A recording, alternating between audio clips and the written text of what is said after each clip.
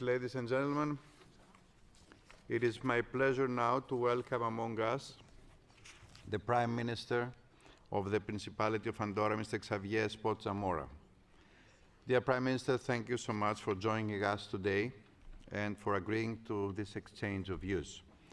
Dear Prime Minister, Andorra became a member of the Council of Europe in 1994 and held its first chairmanship of the Committee of Ministers from November 2012 to May 2013. The great strength of your country lies in its tolerance, multiculturalism, and intercultural dialogue.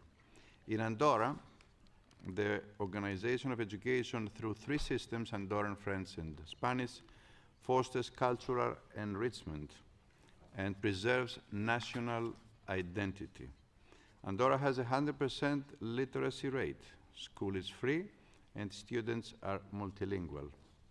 We all envy you. In today's world of increasing tensions and polarization, the Council of Europe and its main institutions may find inspiration in examples such as Andorra's in order to establish and reinforce the foundations of democratic coexistence. I would once again like to thank you for taking the time to engage in this dialogue with us, and without further ado, I would ask you to take the floor. Thank you.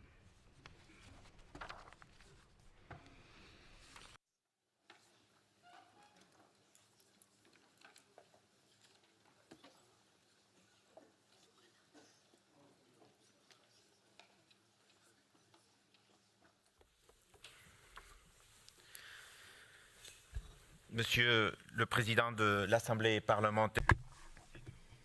Chair of the Parliamentary Assembly of the Council of Europe, Secretary General of the Council of Europe, Madam Secretary General of the Parliamentary Assembly of the Council of Europe, parliamentarians, ambassadors, ladies and gentlemen. I know you've just been having a very interesting debate about foreign interference and the threat that it represents for democratic security in Europe. The issue here is something that's a crucial issue that was dealt with by the heads of state and government of the continent last July in the United Kingdom in the framework of a meeting of the European political community. At that time, I recalled that no country is actually protected against this threat, which can erode one of the pillars of our democracy, freedom of speech. With the increasing digitalization of our societies, disinformation is spreading quickly. Social media have recourse to algorithms which also disseminate a large amount of emotional, often divisive information of poor quality. In the framework of the European political community, we made an agreement to work together to fight against this threat via a wide network of political decision makers and regulators. This concerted joint action to promote sources of transparent and close information is absolutely essential, and the Principality of Andorra very much wishes to take part. But you might ask, what can a country that measures just 468 square kilometers do against the global threat that the world is currently facing? What can the 87,000 inhabitants of Andorra do? In Andorra, our best weapon is our word. We are proud of a past of peace where the speech word has been the privileged instrument to face those challenges that we've had. We have always made the choice of dialogue to make sure that the most successful social model that has ever existed on the planet could continue. Democracy. Faced with these new challenges, and more than ever, the international community must be able to reestablish universal principles and values and to make sure that they are respected by all. And it's those principles and values which are behind the foundation of the Council of Europe. Since it was created in 1949, the Council of Europe has gone through more than 75 years of history, where we have seen that there have been some tumultuous moments. But of course, there's also been continued brilliant success that recall that this institution, its origins are that it's founded in respect for human dignity, freedom, democracy, equality, and the rule of law. Today, more than ever, in the current geopolitical situation. Those values which are at the very foundation of the creation of this organization are a way to offer a peaceful response to the errors, the mistakes committed by man in the past. On the 27th of January, last 27th of January, Europe celebrated the 80th year anniversary of the liberation of the concentration camp Auschwitz-Birkenau. And what we're beginning to see is the fact that it's becoming something that's further and further away makes it even more horrible. The few people who still survived, that went through that horrible experience, recall with their voice that's becoming weaker and weaker that nowadays, very soon there's not going to be anyone left who will have witnessed that past, and that history is not just memory, because history is not a way of transmitting trauma, what people have experienced, or wounds. However, memory is essential if we want to understand the living history of individuals. We cannot turn our backs on the past. And it's with this in mind that we offer all of our support to the work that's being carried out by the Observatory on History Teaching in Europe of the Council of Europe. Ladies and gentlemen, members of the Parliamentary Assembly, the founding fathers of the Council of Europe were leading lights. They were visionaries in creating the European Convention on Human Rights and in establishing as well the European Court of Human Rights. This is a unique instrument to protect the rights of people, to protect them from abuse of power committed by states. The role of this institution is essential as well to understand the long period of peace and social prosperity, as well as economic and cultural prosperity that our continent has had over the last few decades. It's also essential to understand the changes that there have been in the Principality of Andorra, because the court has played a fundamental role, thanks to which we were able to, in 1993, adopt a democratic and modern constitution. You see, the institutional and power system that exists in Andorra up until then favored the maintenance of political institutions that made Andorra really a de facto state, but not a de jure state. And this system no longer had its place in a modern Europe. The relation with the Council of Europe, of what some people at the time called an unidentified state object, began in 1986. There was a case against France and Spain examined by the court, which said that it could not actually make any sort of ruling because the convention was not applicable to the territory of Andorra. It's due to this, and especially in 1990, the resolution 946 of this Parliamentary Assembly of the Council of Europe that made it clear how necessary it was to accelerate that process by which the Principality of Andorra would be able to move towards a true constitutional state with the adoption of a constitution that would make it possible for it to enter onto the international scene. The people of Andorra validated that democratic and modern constitution in 1993, after which the Principality of Andorra became the 184th member state of the United Nations.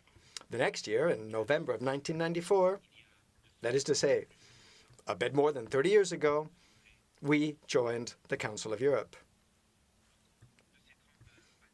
Over these last 30 years, the Council of Europe has become an essential ally in modernizing our institutions and our legislation, and has also helped to guarantee the balance between rights and responsibilities of citizens to help us build a modern, responsible, and sustainable democracy. The European Court of Human Rights, as well as its case law that I mentioned as well, but also the Venice Commission, the European Commission Against Racism and Tolerance, and the work that other expert groups and expert committees have carried out, and I can't mention them all, unfortunately, today. Well, thanks to all of that work, we've been able to progressively participate in a joint legal space. Intergovernmental cooperation and multilateral diplomacy is, and we're convinced of this, the best way to make our societies progress. And when faced with the tendencies towards unilateralism that we're seeing today in the backslide of the respect of human rights and the rule of law and democracy, we must remain faithful to our convictions and stay mobilized. We also have to protect our civil society. That's why we're happy to see that there is going to be the signing of the Convention for the Protection of the Profession of Lawyer very soon, which has been adopted or approved by this Assembly in its last part session, and the security of journalists and those who defend human rights is they're finding themselves more and more threatened. That's essential to assure the plurality of our democracies. We also support the mission and the work carried out by the Commissioner of Human Rights in the Council of Europe, who presented his annual report to you yesterday. There are these major challenges going on at the moment, and we need to find the proper responses to them. The Council of Europe has one of the leaders in drafting the Council of Europe Framework Convention on Artificial Intelligence and Human Rights, Democracy, and the Rule of Law, which my country has already signed. We're also following with great interest the exchange of views being carried out by the Council of Europe about the recognition of the right to a clean and healthy environment with an instrument which allows to be able to deal legally with this great challenge that the world is facing right now, which is climate change. The history of Andorra, ladies and gentlemen, has not seen huge battles or long lineages of monarchs, nor has it been written by armies or kings. The history of Andorra is the result of the ability of rural communities to organize themselves, starting in the Middle Ages, agreements between feudal landowners, relations between the co-princes and self-government institutions, and also the fact that the people of Andorra have persevered. They did this in an almost isolated mountain territory with a tough climate and built a unique political system over the centuries. Whilst there were unending conflicts on the old continent, Andorra sought to draw on its unusual nature, and what has invaded us centuries later is our pride to be the owners of a territory that has not known war, has not seen armies, and whose commitment to peace and the extension of human rights and dialogue as a solution to conflicts is what prevails over everything. For this reason, Andorra has a very clear position on the Russian invasion of Ukraine. We consider that this war of aggression, this major war of aggression, is a flagrant violation of international law. Andorra has always supported Ukraine and will continue to do so. We welcome the Council of Europe's work vis-à-vis via the Register of Damage, which has meant that we've been able to determine exactly what the extent of the damage is. And here we are contributing to the development of the Claims Commission and are following very closely the establishment of a special tribunal to counter the crime of aggression and counter the impunity of the aggressors. Over the centuries, our unusual history has meant that we have been able to enjoy more freedom than has been the case in neighbouring countries. And in the present age, we have been, in the 20th century, a country of refuge for people from the Spanish Civil War, the Second World War, and a lot of these people didn't end up going back. They stayed and contributed to the development and modernization of Andorra. And this spirit of welcome, giving people a second chance as they flee armed conflicts, continues to prevail, given that we have welcomed some 300 Ukrainian refugees. As of the second half of the 20th century, Andorra started unprecedented economic and demographic growth. We were a rural agricultural country. This made way for a country based on services, trade, tourism and finance, which saw great prosperity take root and great well-being amongst the people of Andorra, as well as the people coming from other countries, especially from Spain, France and Portugal. These have been vital for growth in Andorra. And I'm not just talking about economic growth, I'm also talking about a more open and more cosmopolitan society. Alongside our institutional and political system, which was not internationally recognized and which was no longer appropriate at the end of the 20th century, our closed economic model was no longer relevant. We therefore sought to start a new standardization process in the area of taxation and the economy. At the beginning of the 21st century, we saw major reforms take root, which greatly modified our economy and our fiscal model. Our monetary agreement with the European Union going back to 2011, setting up a fiscal system, opening our economy and extending economic rights to all residents as of the first day in which they arrived in the country, and putting an end to foreign participation in capital of our companies, led to the complete abandonment of banking secrecy and meant that we left the list of tax havens, and we have been able to enforce our campaign against money laundering. And I would like to underline our cooperation with Manival, which has been so vital as part of this process. In just a few years, we have demonstrated in Maldora that despite the fact that we are a small country, we have been capable of huge efforts. And the result of this sincere set of efforts led to the signature of the first set of double imposition, double taxation agreements with France, Spain and Portugal, and the number of countries is now 21. Signing these conventions has been vital in terms of revising our financial and economic model, which is now standardized and respected.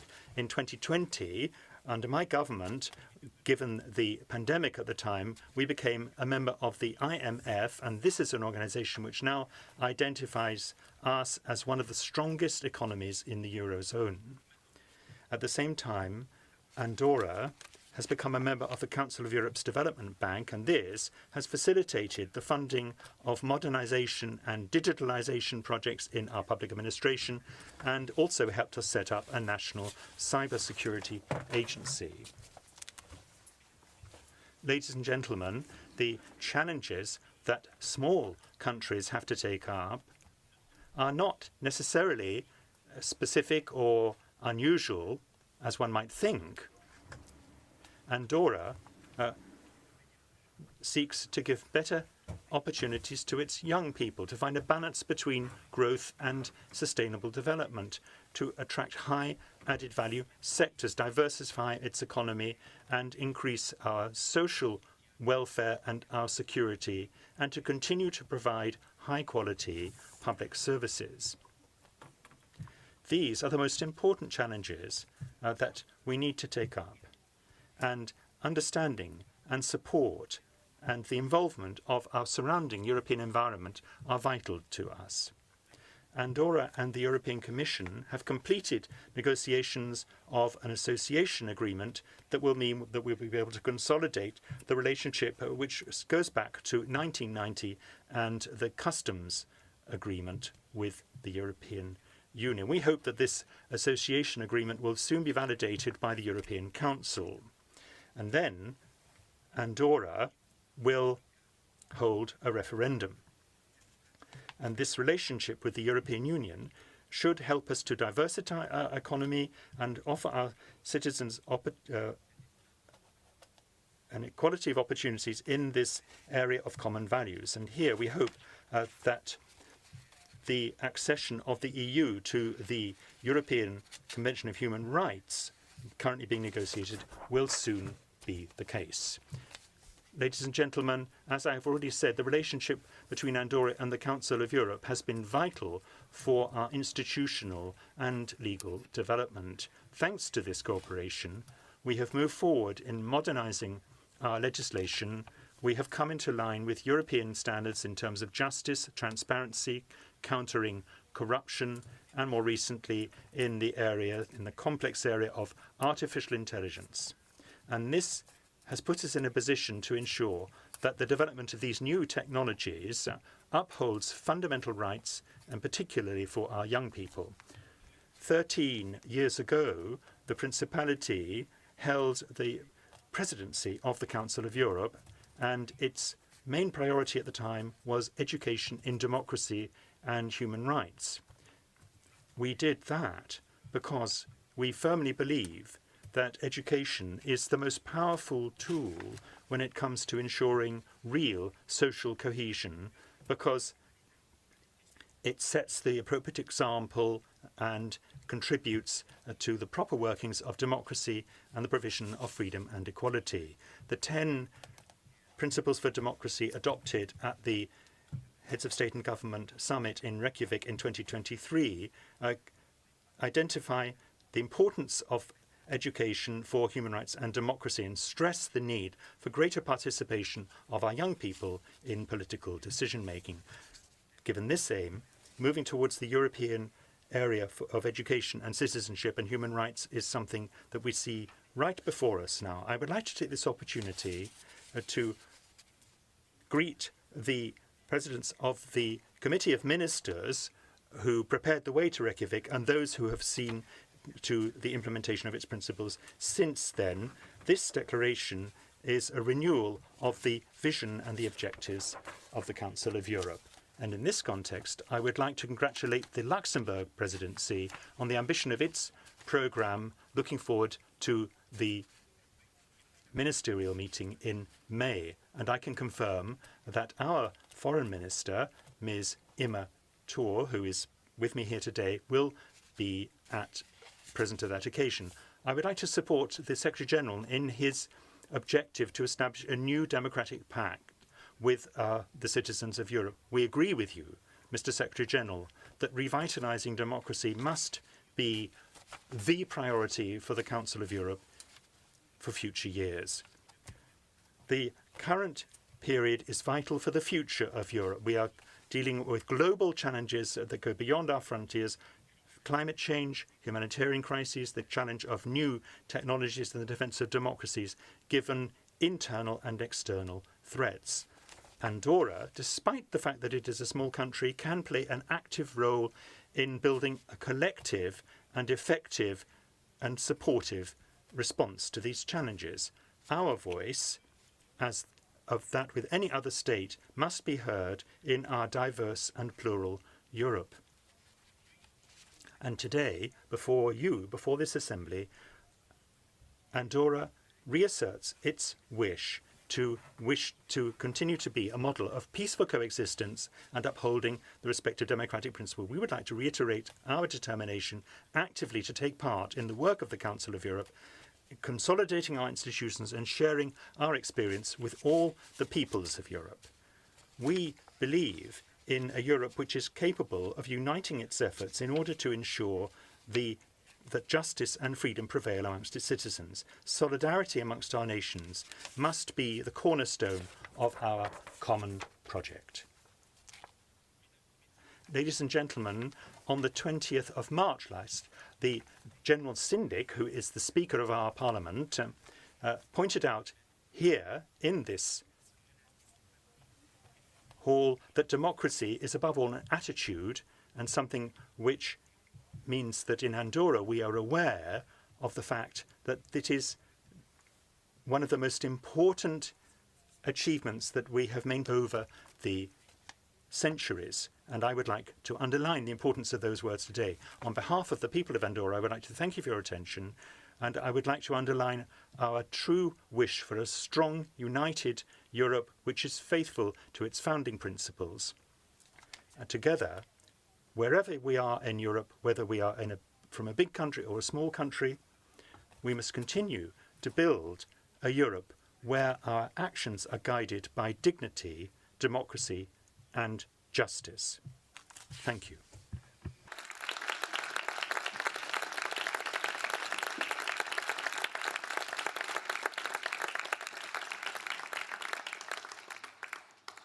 Thank you. Thank you very much, Mr. Espot Zamora, for your most interesting address.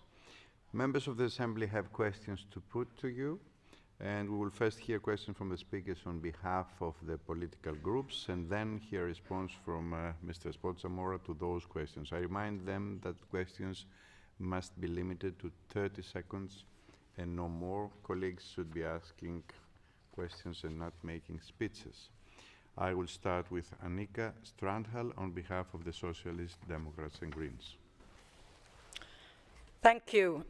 Prime Minister, Andorra remains one of the last countries in Europe to uphold a complete ban on abortion, a policy under which women risk arrest and imprisonment for up to 3 years for seeking to terminate a pregnancy. For over 14 years, successive governments have spoken of imminent change, yet the legislation remains unchanged. How does your government justify this stance in light of modern international human rights standards and the principles of gender equality? Thank you. Thank you, Annika. Prime Minister, would you like to respond?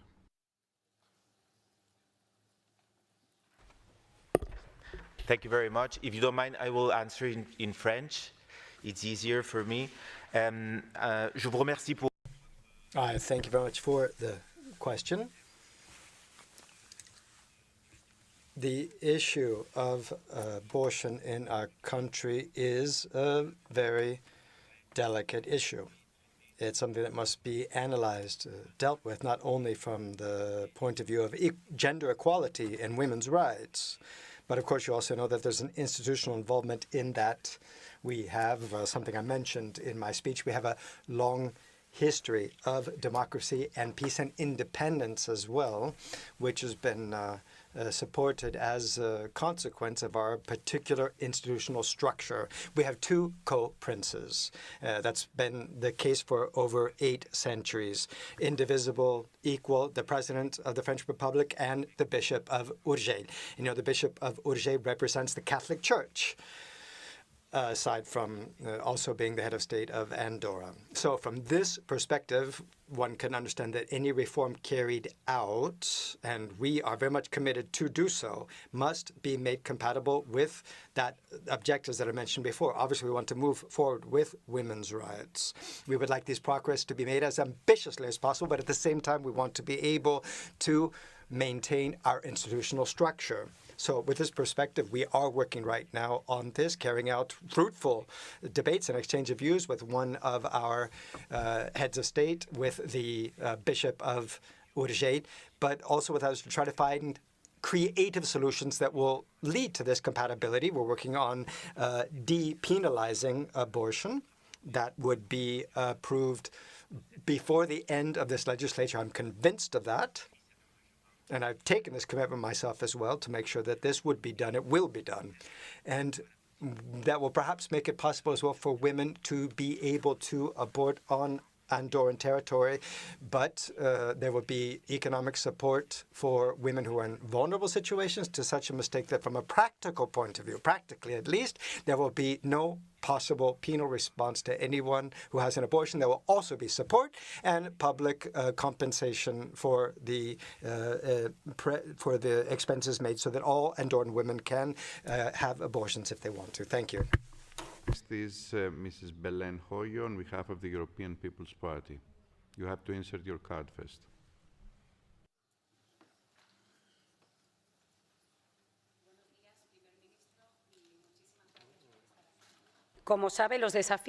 As you know, the challenges that we've got internationally are multiplying day after day, and the geopolitical situation at the moment is quite tumultuous, very complicated in such a context.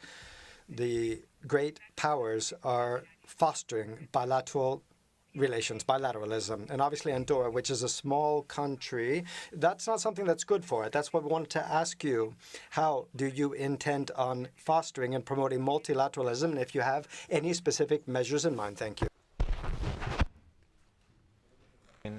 ¿Puedo contestarle en castellano? Can I answer in Spanish, asks the President. Thank you very much. I'll do so then. Thank you very much, Madam Parliamentarian, which I think is a very interesting question. These are, of course, complex times, as I mentioned in my speech, geopolitical moments where it seems like a multipolar global order is being built, where sometimes multilateralism doesn't seem to be quite fashionable anymore. Not as much as it used to be, but in any case, my country has no doubt about the fact that the best way to preserve peace and, above all, sovereignty and our independence and the idiosyncrasies that all countries that are part of this global order, well, that's via multilateralism. So have no doubt that, indeed, Andorra will continue to work actively towards multilateralism, despite the fact that we have limited resources. I mentioned before, we're just over 400 square kilometers, 87,000 inhabitants. Despite that, we will make all effort do everything we can, everything within our reach to make sure that we are active in organizations such as the Council of Europe that very much defend our common values. And one of those values is indeed, of course, multilateralism. That's why Andorra as well, and hopefully we'll have the chance to talk a bit more about this later in other questions. Andorra wants to work more in the work that it does with the European space. That's our natural space. We are very much an enclave within the European Union, an enclave between France and Spain, two countries with which we have good relations based on our being neighbors, a friendship. Nevertheless, these are relations that we also need to make even closer. And this is something that I mentioned in my speech that over the last 10 years we've been working on shoring up our relations with the European Union via this association agreement, an agreement thanks to which we'll be able to progressively and more structurally participate in the common market and making sure that we can preserve our special characteristics. Thank you. Thank you. Kasper Plazinski, on behalf of the European Conservatives, Patriots and Affiliates. Yes, thank you. Prime Minister, you've just spoken about friendship between Andorra and France. And you know very well that the exclusion of Le Pen in the presidential elections was possible only because of the French Constitutional Council that decided it before even the final judgment. The Council decided it 3 days before Le Pen's first instance ruling, and the chairman of the Council of French Constitutional Council is Richard Ferdinand, who just 4 months ago was member of Macron's party authorities. Please tell me, Mr. Prime Minister, would that kind of opposition execution would be possible in Andorra? Thank you. Prime Minister, would you like to respond? Je vous remercie de... Yes, I would like to thank you for your question, Mr. Parliamentarian. Now, you've talked about events in France. I'm therefore going to reply in French, if I might. You will understand that as head of government, as Prime Minister of Andorra, it is not appropriate for me to express opinions about the domestic political situation in France, especially given that we're talking about decisions which were verdicts from a court. We believe in the common values that I've already mentioned. We believe in the independence and sovereignty of states and their domestic affairs, and we respect the separation of the branches of power and respect legal court decisions in a democratic country like France. Thank you. On behalf of the Liberal Democrats, Mariana Puliak. Thank you, Mr. Espot Zamora. Welcome on behalf of the ALDE Group to the Assembly. You highlighted the role of education in promoting democracy and human rights. In that light, how Andorra is training young people to use new technologies like artificial intelligence, like digital platforms, not just taking care of their risks and not just training them to use them safely, but as a tool for inclusion, participation, and social cohesion. Thank you. Thank you. Prime Minister. Yes, thank you very much for your question. I'm going to try to answer briefly. In Andorra, you have a national strategy for digital transformation, which will go through several years, and it's been operational through the digital transformation program of Andorra, of which an update has been defined for the period 2024-2027, no? And it is articulated around a strategic vision of the government of Andorra, which is aligned on the European strategy on digital issues. This digital transformation program is configured around different strategic lines, and one of the lines is precisely citizenship and digital rights, ensuring that digitalization of society develops in a sustainable way bearing in mind the different digital capacities of citizens and their rights and the environmental impact of digitalizations. And we have some main milestones that have been reached in 2024 and other milestones that are planned in 2025. Precisely on citizenship and digital rights. In 2024, we have defined the foundations to advance the improvement of digital well-being of children, of young people, with the definition of an action plan and national advice on the protection of children online by the ETU. No? And the comprehensive plan for good use of technologies in education has also been defined, and a new training in digital skills has been launched for our citizens. Thank you very much. Thank you. And now on behalf of the United European Left, Laura Castel. Thank you, Chair. Senyor Espot, m'hagués agradat poder-li parlar en català, però no pot ser. But the media has recently uncovered the scandal of relations between the former Andorran government, of which you were a part of, and the Spanish secret services, which aim to interfere and violate the rights and freedoms of Andorra and Catalan citizens and companies in an attempt to involve some politicians in a plot. Regarding this issue, have you taken or do you plan to take measures to repair these violations of rights and financial damage and to bring Andorran policies into line with the European Convention of Human Rights? Gracias, señor Espot. Would you like to respond? Molt bon dia. C'est avec grand plaisir que je... It is a pleasure for me to answer your question. I'm going to do it in French, if that's all right with you. My sense is that I need to be extremely rigorous in answering this question, because I get the impression that we're muddling things up. I cannot reply regarding possible relations that the Spanish police or the Spanish government may have had with certain individuals. What I can say, and you mentioned this, I was Minister of Justice in 2014 and 15, during the time that you refer to, and what I can say is that my government did what it was supposed to do, what it had to do. The government of Andorra found out about a note from the United States Money Laundering Agency for the first time on the 4th of March 2015, and for the first time became familiar with the contents of this information on the 10th of March 2015. On the basis of this, and this is something that you can verify, we in Andorra did what we did. We saved the Andorra financial markets and took every necessary step. And I can say clearly, and I'm aware of the facts, that members of the Andorran government and Andorran institutions were the object of no pressure from anybody else, from any political personality to undertake the intervention. This intervention was the necessary consequence of a note sent by the FinCEN, the American agency, which the government of Andorra became aware of on the dates that I've specified, and the contents were published, as I've said, on the 10th of March 2015. Thank you.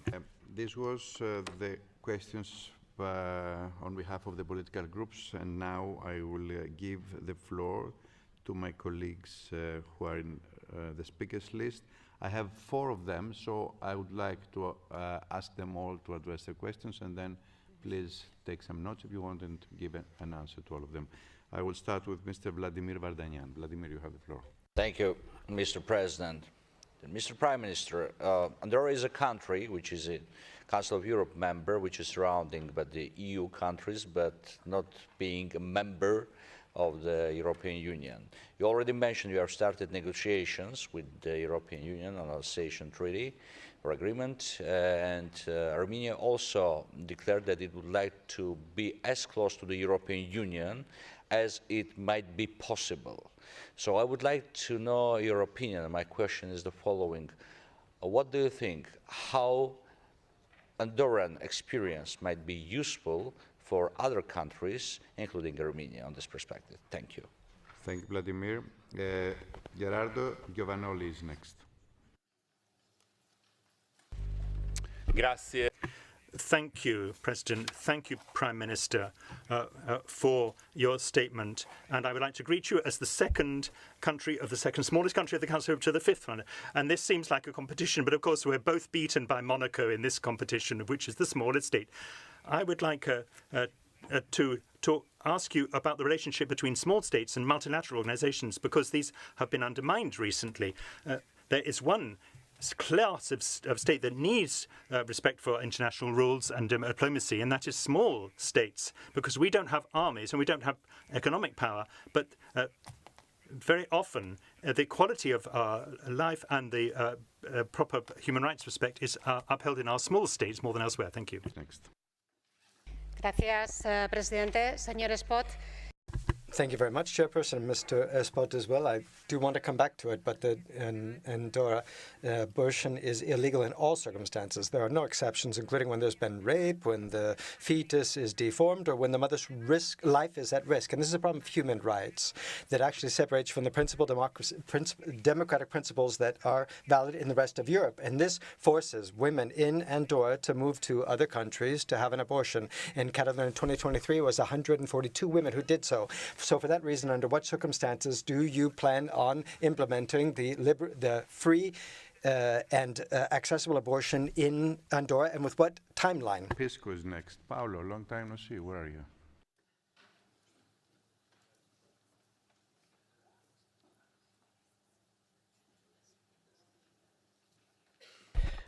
Thank you, dear Chair. I will speak in Spanish. Señor Presidente de Mr. Prime Minister, in Andorra, there are foreign communities who are more than half the population, especially people from Spain, France and Portugal. Some of them have been in the country for decades, but there is a problem. These people do not have political rights. They're limited, therefore, as citizens.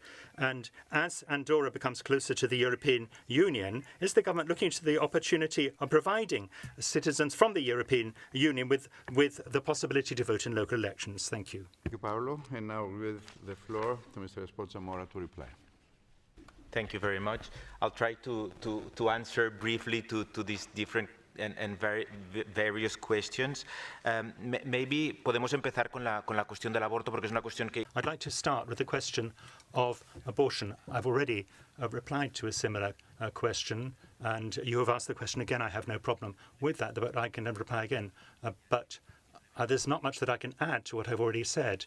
I can only say that obviously Andorra is firmly committed to gender equality and the rights of women. I think this is something that we have clearly demonstrated as a result of many reforms over the last few years. For instance, setting up a special Secretary of State for gender equality, which is part of the government and which transmit this idea of transversality of our gender policies. And I think we've done this also by having approved a law on gender equality,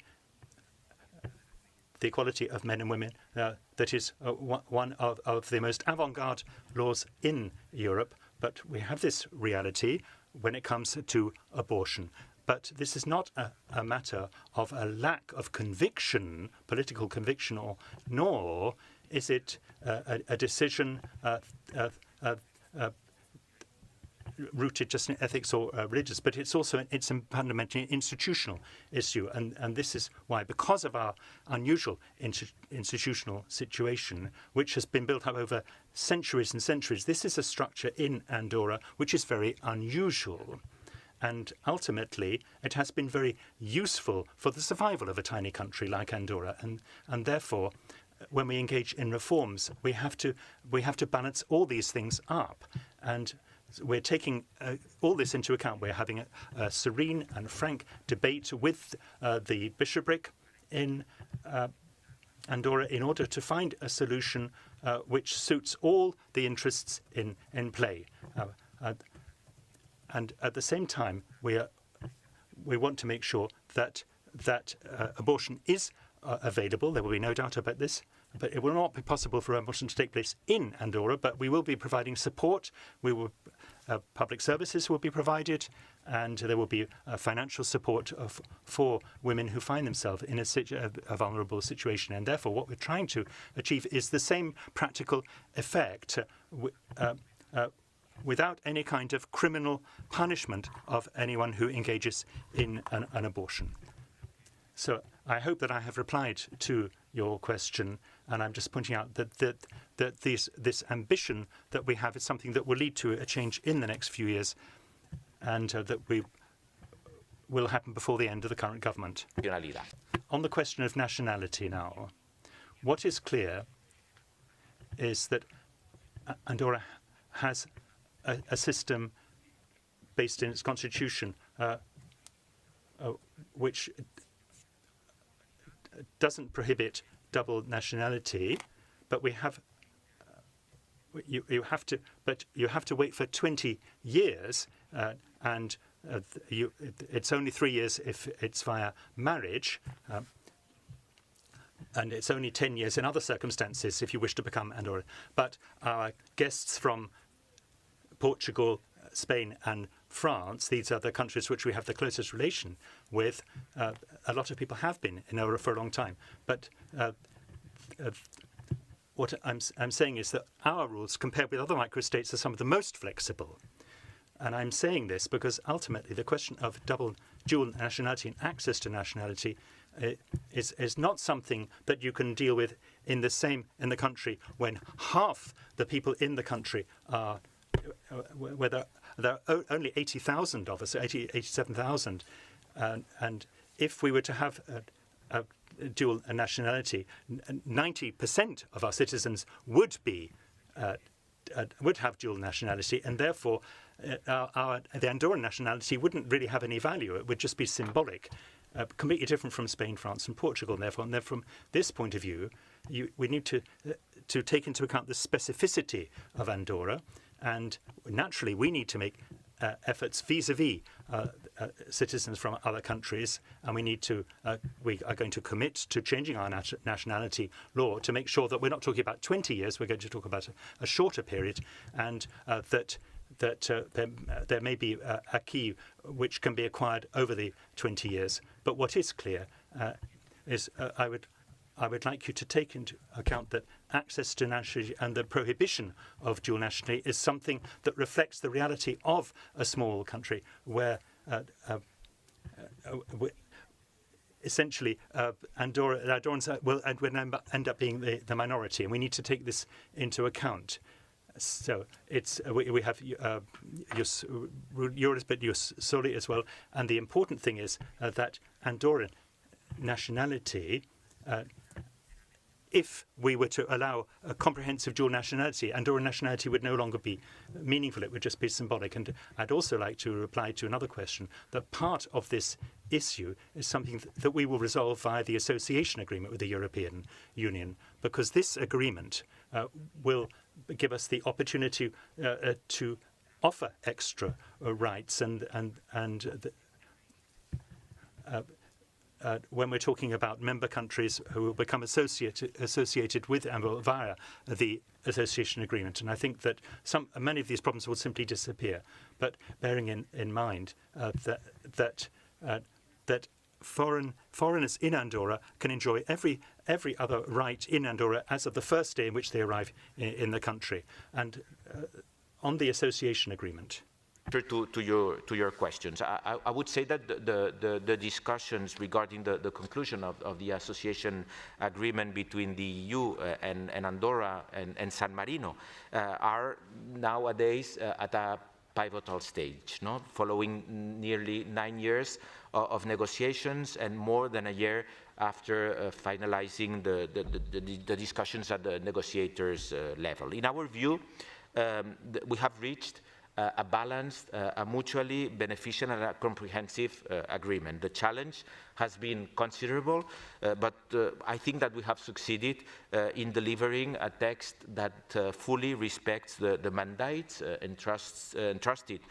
to us by the Council of the European Union and as convened by the European Commission and by the government of Andorra, obviously. No? The aim of the association agreement is that Andorra can fully participate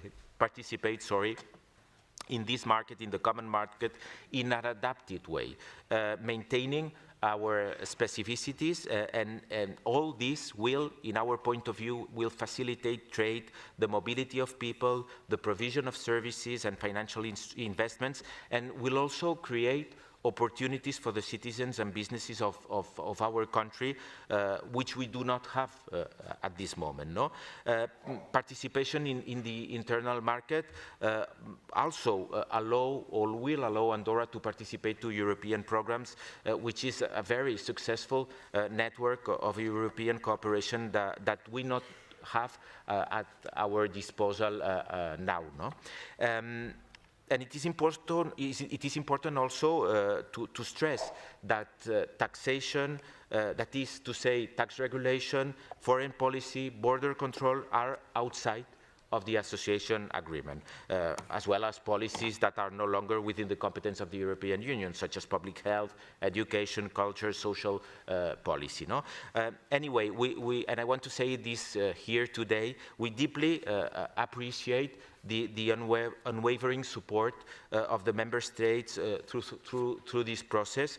The rotating presidencies of the Council of the European Union, I think that have played a crucial role in fostering discussions, facilitating progress on multiple occasions during negotiations, and continuing to do so in the current phase. And I think that we can take collective pride in the work accomplished so far.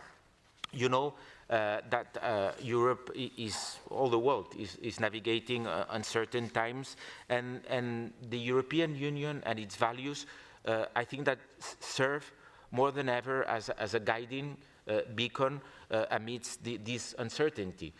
While the association agreement, and I answer concretely to your question, may be a modest contribution to the European Union integration process from a legal perspective, I really think that is a highly innovative tool, one that could, as you said, in the future, facilitate the participation of additional countries in the European Union's internal market and contribute also to a stronger Europe. I think that there's a question. Yeah, the San Marini's parliamentary. I would say that you were talking about small states and multilateralism. I would say that today, more than ever, the value of multilateralism, and the Spanish parliamentary also was talking about that, cannot be overstated. In a world that is increasingly defined by complex challenges ranging from climate change to global security, no nation, regardless of its size, of its power, can effectively address these issues in isolation. No? And for small states like ours, I think that multilateral institutions with the Council of Europe and the United Nations at their core provide an indispensable platform for our voices to be heard and for our interests to be safeguarded. No? I think that it ensures that decisions affecting global peace, development, and justice are made, as I said before, collectively guided by principles rather than power. And we have to preserve that. We have to fight in order and stand together in order to continue on this way, in my opinion, and in the opinion of the government of Andorra. Thank you very much. Dear Head of the Government of the Municipality of Andorra, I want to thank you so much for being with us today and for accepting to answer questions addressed to you by my colleagues. Thank you so much.